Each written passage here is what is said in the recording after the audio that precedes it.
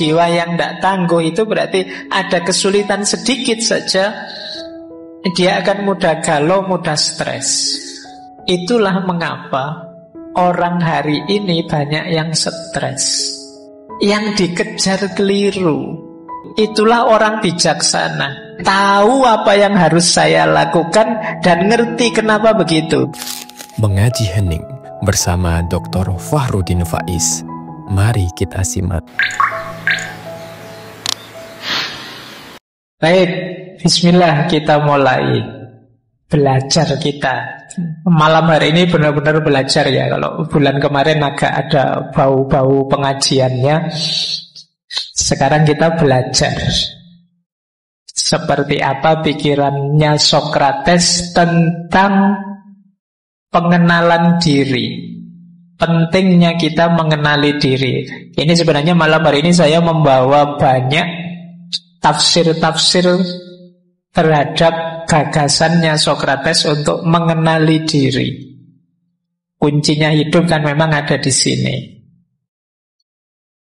Yang pertama, mari kita ingat dulu Sokrates ini menggeser orientasi berpikir zaman itu dari nalar atau cara berpikir kosmosentris menjadi antroposentris. Kosmosentris itu berpikir yang pusatnya ada pada kosmos. Berpikir tentang alam. Apa sih hakikatnya dunia ini? Alam ini diciptakan bahannya apa ya? Dan seterusnya. Jadi tokoh-tokoh filsafat awal seperti Thales dan kawan-kawan yang dulu pernah kita bahas, ini kan cara berpikirnya disebut jenisnya kosmosentris. Pusatnya ada pada kosmos. Nah, begitu sampai pada Sokrates, digeser cara berpikir ini. Bagi Sokrates ada yang lebih penting untuk dibahas, yaitu manusia itu sendiri. Namanya antroposentris. Antropos itu manusia, sentris itu ya sentral, terpusat. Jadi dia menggeser pemikiran orang dari berpikir tentang kosmos, alam semesta, menjadi berpikir tentang manusia. Ya menurut Sokrates lebih penting garap manusianya ini dulu. Ya kemungkinan ada kegelisahannya Sokrates tentang manusia zaman itu. Ya kalau nanti teman-teman membaca biografinya kan itu banyak kegelisahan-kegelisahan sehubungan dengan dunia politik saat itu. Nah maka dia lebih fokus menggarap manusianya. Inilah maka ada yang mengkritik Sokrates. Sokrates ini dibilang anti ilmiah. Ilmiah atau ilmu itu kan memang banyak membahas sains, membahas kosmos, mekanisme alam dan seterusnya. Sokrates malah membahas manusianya. Yo, kita silahkan teman-teman setuju yang mana. Kalau bagi saya sih semuanya ya penting.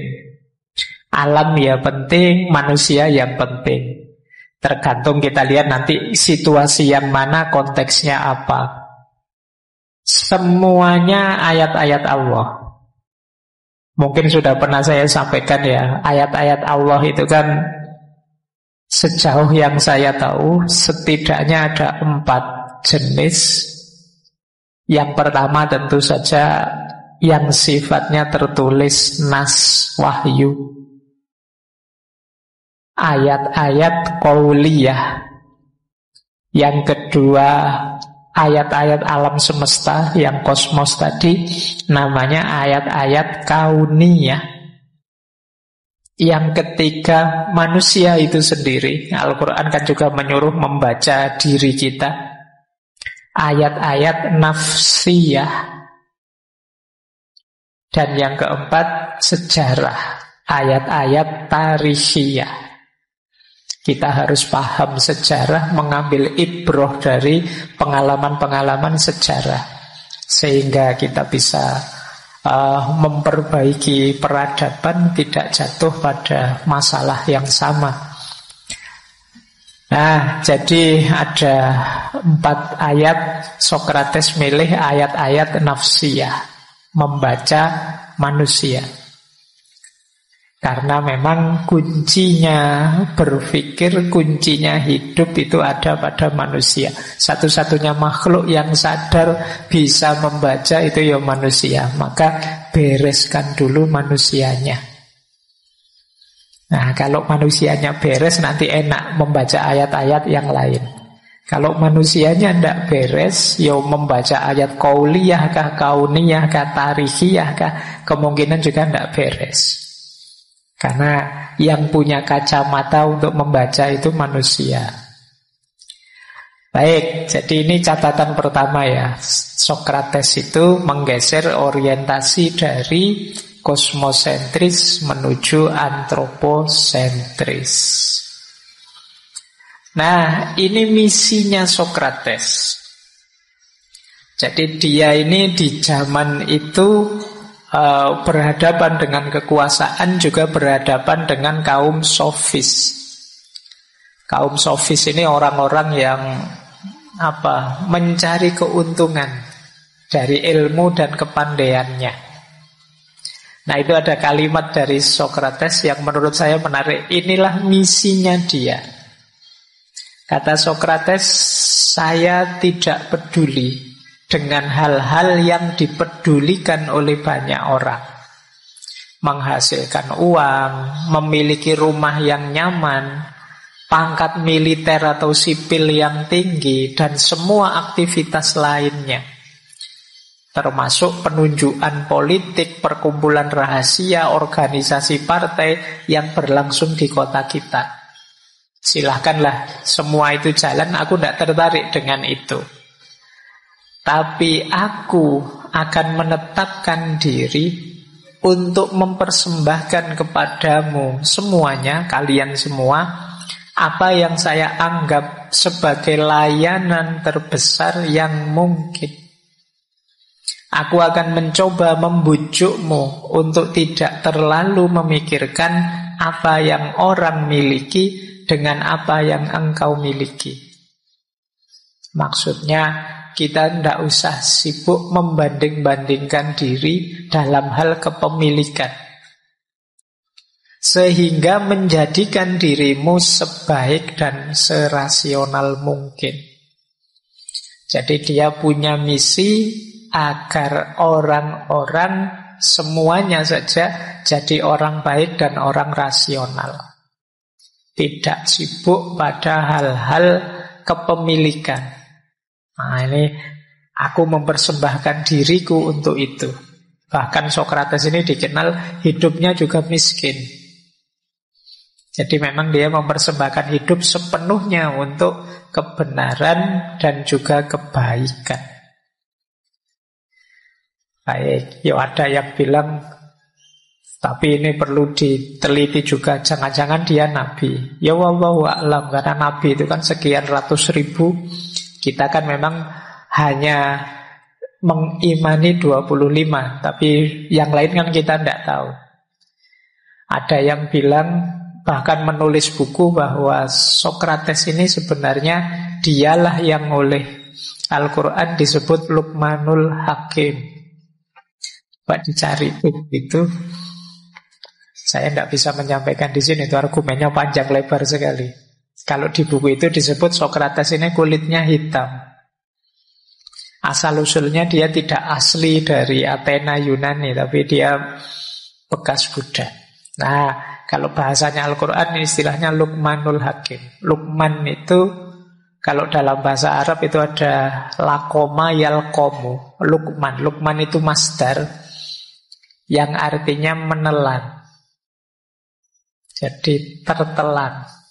Kenapa digelari Luqman? Karena dia meninggal dengan cara dipaksa menelan racun.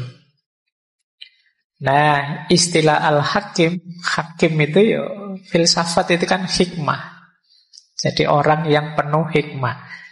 Kalian carilah buku itu, nanti kalau disampaikan di sini rame. Ya meskipun ada, dia punya argumen sendiri yang menulis buku itu. Nah, kalau kalian tidak setuju, nulislah bantahannya. Tapi yang masyhur populer memang dia Athena. Baik. Mungkin nanti kalian, oh jangan-jangan ini otak adik gaduk, ya monggo saja ya, semua ilmu ya otak adik gaduk. Oke, kita lanjutkan ya. Nah, kita kembali ke sini. Nah, Socrates punya quotes menarik. Kenapa sih dia geser ke manusia? Karena bagi Socrates, it is not living that matters, but living rightly. Hidup itu sebenarnya tidak masalah. Oh, kalian mengalir saja juga sudah hidup. Tapi yang jadi masalah itu hidup yang benar itu bagaimana?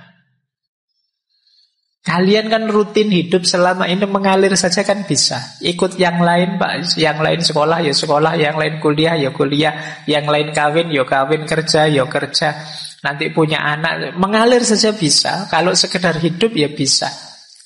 Tapi masa hidup sekedar hidup. Nah, maka yang lebih penting apa? Living rightly, hidup yang benar. Seperti apa? Nah, ini yang jadi kunci nanti yang dikejar oleh Socrates. Gimana sih kita cara hidup yang benar itu? Nah, ya setiap orang nanti punya rumusan, punya wawasan, punya pertimbangan sendiri tentang bagaimana hidup yang benar. Ini ayatnya banyak sebenarnya. Saya ingat ada di bukunya Hamka itu yang bilang, ya kalau hidup hanya sekedar hidup, ya binatang juga hidup. Kera juga hidup, monyet juga hidup, kerbau juga hidup, semut juga hidup. Kalau sekedar hidup, rutin saja mengandalkan insting, ya semua makhluk ya hidup. Lah terus apa istimewanya manusia yang diberi Allah? Akal budi. Disitulah pentingnya living rightly, hidup yang benar. Nah, di sini baru matters, baru masalah sekarang. Seperti apa sih hidup yang benar itu? Jadi ini jadi pintu gerbangnya kalau kita ingin masuk ke gagasannya Socrates. Nah, rumusnya hidup yang benar itu, ya kalau pakai istilah sederhana itu harus bijaksana. Bijaksana itu paradigma pas. Ini banyak sekali sering saya sampaikan, meskipun banyak orang juga salah paham. Bijaksana itu ketika kita bisa menerapkan, menggunakan, mengaplikasikan kebenaran cocok dengan ruang dan waktunya. Saya ada yang tanya, pas saya ngomong, Pak, saya ngomong benar itu belum mesti bijaksana. Ada yang tanya, lu berarti kita harus salah kalau begitu, Pak. Yo mikirnya tidak begitu. Jadi benar belum mesti bijaksana itu jangan hanya berhenti di kebenaran. Kadang-kadang kebenaran itu perlu tambahan kebijaksanaan. Kalau kita tidak bijaksana, seringkali kebenaran ini jadi blunder. Harusnya kebenaran membuahkan hidup yang baik, bisa jadi malah merusak. Kalau ada anak kecil terus tiba-tiba minta dibelikan mobil beneran yang harganya miliaran sama orang tuanya, terus orang tuanya bilang, nah itu tidak dijual loh mobilnya. Ini namanya kebijaksanaan. Kalau orang tuanya jawab apa adanya sesuai kebenaran, nak aku tidak mau belikan mobil kamu ya bapak, uangnya bapak kurang, uangnya itu kan. Anaknya mungkin sulit memahaminya, wong bapakku uangnya selalu ada kok, banyak kok. Ini namanya kebijaksanaan.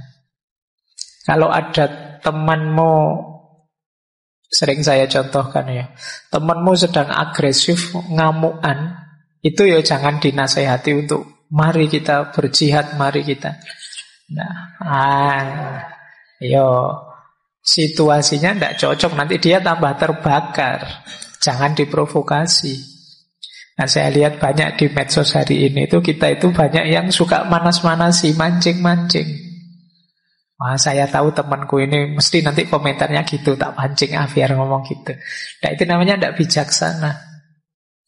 Jadi bijaksana itu menggunakan kebenaran secara pas, sesuai dosis, ruang, waktu, porsi, dan proporsinya. Itulah wisdom.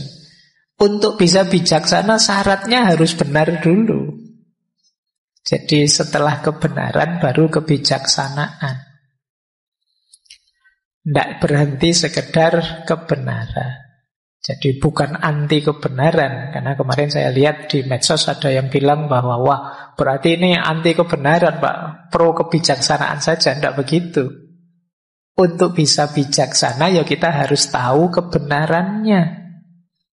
Dengan dasar kebenaran itulah kita menjalankan kebijaksanaan. Oke, ya kayak mahasiswa ujian itu loh. Kadang-kadang memang dosennya perlu bijaksana. Kalau dosennya berhenti pada kebenaran, ya mungkin banyak yang tidak lulus. Nilaimu pas-pasan semua mesti. Kalau dosennya terlalu adil. Untungnya Allah itu ya'muru bil adli wal ihsan. Memerintahkan adil tapi sekaligus ada ihsannya lah. Kalau hanya adil ya mahasiswa ini harusnya nilainya C. Tapi karena wal ihsan ya lumayan lah ditambahi jadi B. Dari C jadi B itu ya nama lain dari kebijaksanaan. Nah, untuk bisa bijaksana, kata Sokrates, perhatikan 3 dasar ini. Yang pertama apa? Kenali diri, know yourself. Tidak mungkin orang bisa bijaksana kalau dia tidak kenal dirinya. Nanti kita lihat uraian panjangnya kenapa kita perlu mengenali diri. Yang kedua, examined life. Hidup yang direnungi terus-menerus, diuji terus-menerus. Karena hidup ini berkembang dinamis. Yang kemarin benar tidak pasti hari ini masih benar. Itu gunanya examined life. Hidup yang selalu ditanyakan lagi apa iya? Masih harus ini, masih harus begini. Ngaji filsafat ini apa yo harus masih begini? Ada enggak formula yang lebih baik? Ini namanya examined life. Seperti waktu sesi istiqomah itu kan terakhir-terakhir saya bilang istiqomah itu puncaknya istiqomah apa? Mengistiqomahi perbaikan. Tidak sekedar mengistiqomahi kebaikan. Jadi misalnya saya biasanya sholat tahajud 2 rakaat. Malam hari ini kok enak ya, agak longgar ya. Saya 8 rakaat pun sanggup. Tapi mau sholat 8 rakaat, saya kan biasanya 2, istiqomah 2 sajalah. Ini namanya mengistiqomahi kebaikan, oke. Tapi ada lebih bagus lagi mengistiqomahi perbaikan. Kalau memang dulu sih memang sanggupnya 2, tapi sekarang saya 4 sanggup kok Pak. Ya naikkan jadi 4. Jangan karena alasan istiqomah terus ya kamu tidak melakukan perbaikan. Pak, saya sejak dulu yang namanya sodako waktu Jumat itu ya 2.000 Pak. Dulu waktu tidak punya uang ya 2.000. Sekarang uangmu banyak loh, kan saya harus istiqomah Pak. Ya tetap 2.000. Itu tidak istiqomah. Kamu bisa melakukan perbaikan. Nah ini untuk tahu saatnya aku melakukan perbaikan atau tidak, examine life. Ujilah hidupmu. Coba ditanyakan, coba direnungi. Oh iya ya, dulu saya tidak terlalu banyak uang sih, makanya cuma 2.000. Sekarang uangku banyak, maksud cuma 2.000. Nah itu, ujilah hidupmu. Coba pertanyakan, apa masih cocok gayamu seperti itu? Apa tidak saatnya berubah untuk lebih baik? Ini bijaksana namanya. Jadi dasar bijaksana yang pertama pemahaman diri, pengenalan diri. Dasar untuk bijaksana yang kedua itu kontemplasi, refleksi, merenungi hidup untuk perbaikan. Dasar kebijaksanaan yang ketiga freedom. kemampuan mengendalikan diri, self-rule. Ini yang kadang saya pakai istilah tahu diri, tahu batas.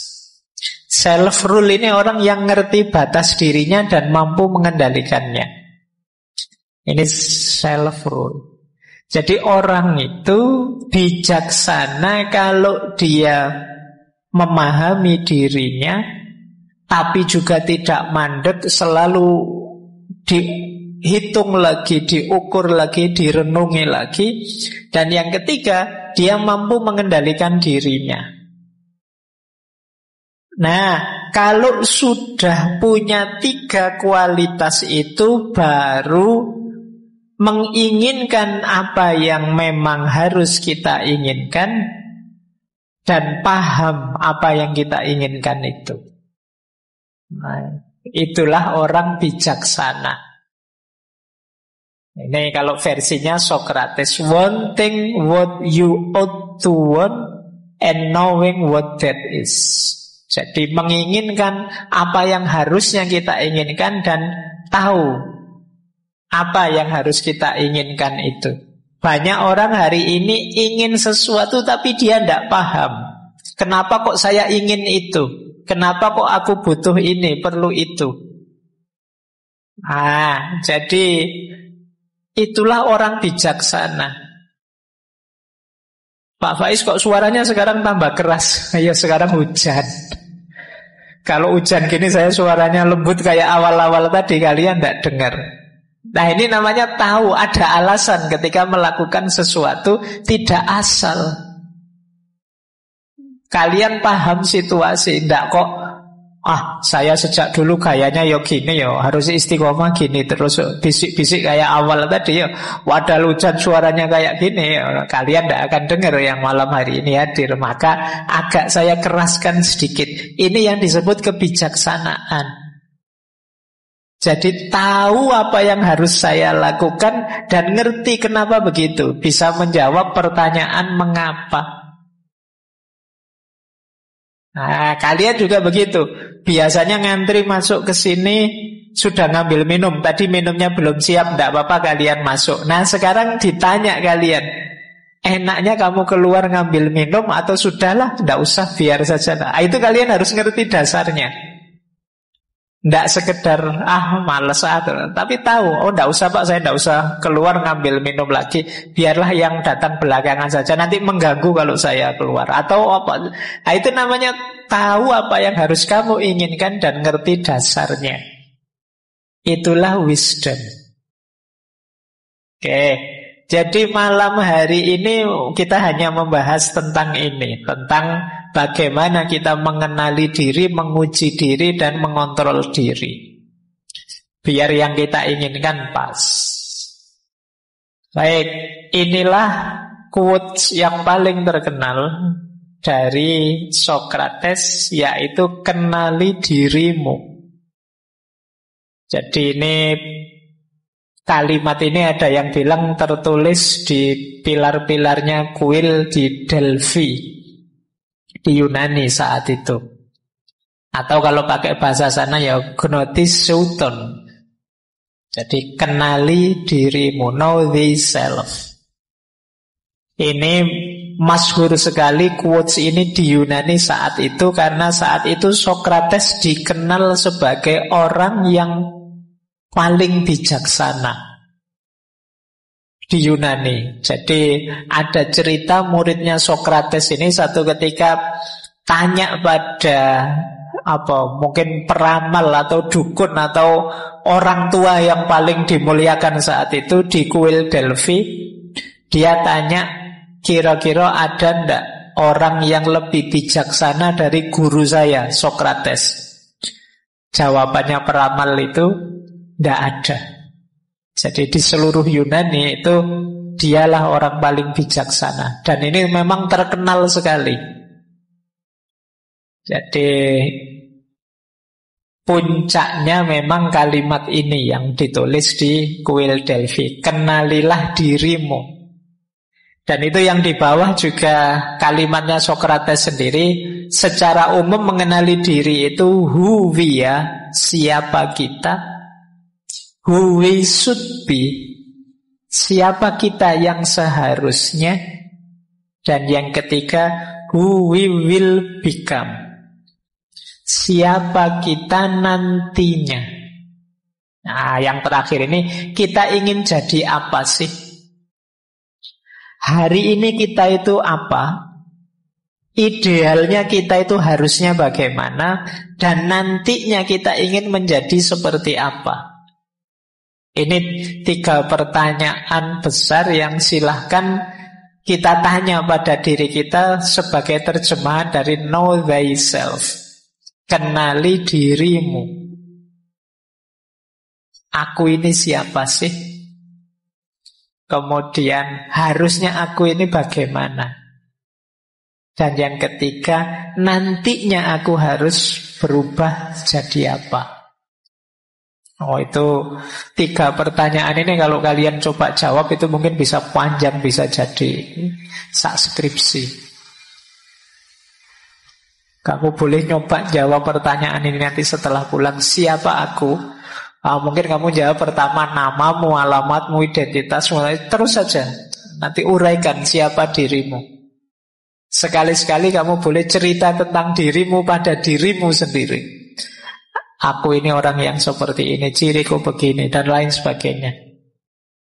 Kalau sudah tuntas kalian mendeskripsikan dirimu, yang kedua apa? Siapa harusnya aku? Idealnya aku ini harus bagaimana? Tadi aku bilang aku ini muslim. Muslim itu harusnya perilakuku bagaimana? Aku tadi bilang aku itu mahasiswa. Kelakuanku itu kira-kira sudah kayak mahasiswa apa belum sih? Aku tadi bilang aku ini gentleman. Gentleman itu kayak gimana? Sudah muncul apa belum? Who we should be. Dan yang ketiga, who we will become. Aku ingin jadi apa besok? Nah, ini jadi yang nomor 2 itu idealnya hari ini, yang nomor 3 idealnya besok. Yang nomor 1 kondisi konkret kita saat ini. Coba tanyakan 3 hal itu. Jadi ini agak berat karena memang ya yang pertama ada yang bayari kamu, yang kedua mungkin merepotkanmu. Tapi jangan lupa dasarnya nanti kamu bisa berkembang, maju, sukses dari sini. Kalau di Socrates sih dasarnya untuk bahagia itu ini. Sulit orang bisa bahagia kalau tidak kenal dirinya. Senang mungkin bisa, makan enak kok senang ya. Atau apalah terus kamu senang. Tapi untuk bahagia tidak bisa. Untuk bahagia pertama-tama kamu harus kenal dirimu. Nah itu nanti mungkin ini kita jelaskan minggu depan ketika ngomong etika.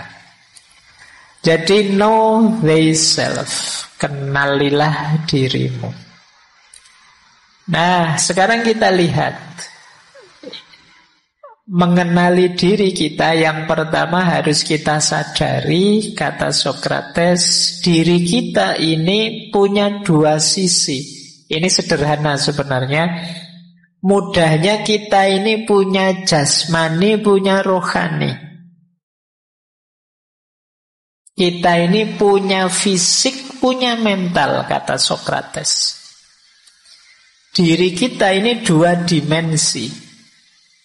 Yang satu sementara, yang satunya lebih abadi.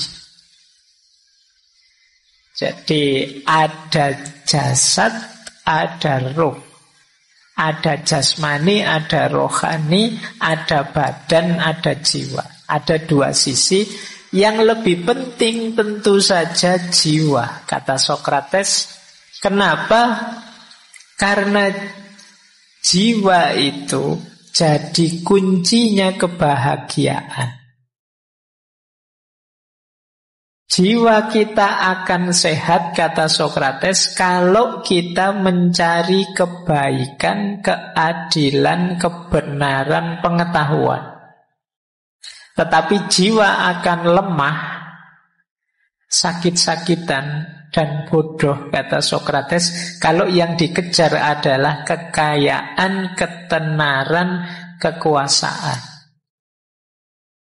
Jadi ini nanti kita pertajam waktu membahas etika besok. Tapi ini langkah awal kita untuk sadar. Jadi mengenali diri itu berarti memang kuncinya ada pengenalan soul, pengenalan jiwa kita. Jadi mengenali, kalau di Sokrates itu jiwa itu daya emosional dan daya berpikir. Dua itu. Nah itu kalau yang kita kejar hanya yang materi-materi, kesenangan-kesenangan sementara, jiwa kita akan lemah. Untuk sehat, jiwa itu harus diberi asupan kebaikan, kebenaran, keadilan, pengetahuan. Jiwa kita akan sehat. Saya tidak tahu jiwa kita selama ini teman-teman ngasih asupannya apa. Hari ini kan orang mungkin merasa bahagia dengan ketenaran, bahagia dengan kekuasaan, bahagia dengan kekayaan. Ya kalau kita fokusnya ke situ, jiwa kita akan lemah. Jiwa yang lemah itu tidak tangguh. Jiwa yang tidak tangguh itu berarti ada kesulitan sedikit saja, dia akan mudah galau, mudah stres. Itulah mengapa orang hari ini banyak yang stres. Yang dikejar keliru. Loh Pak, apa tidak boleh Pak kita kaya, apa tidak boleh kita terkenal, apa tidak boleh kita masyhur dan lain sebagainya, boleh. Tapi itu jangan jadi tujuan. Itu anggap saja efek sampingnya saja dari kebenaran, kebaikan, keadilan, pengetahuan. Jadi itu bonusnya. Kalau pakai bahasa bulan lalu itu karomahnya. Karomah jangan jadi tujuan. Tujuannya tetap keadilan, kebaikan, kebenaran, pengetahuan. Kalau ada teman-teman yang merasa, Pak saya kok mudah galau, Pak kok mudah stres, Pak, coba dicek, jangan-jangan tujuan hidupmu yang melemahkan jiwa tadi. Hanya kesenangan yang sesaat, mungkin lewat kekayaan, lewat ketenaran, lewat kekuasaan dan lain sebagainya. Terima kasih sudah menyimak. Semoga channel Mengaji Hening bersama Dr. Fahrudin Faiz selalu bisa memberikan ilmu, motivasi, dan kebermanfaatan. Salam sehat dan bahagia.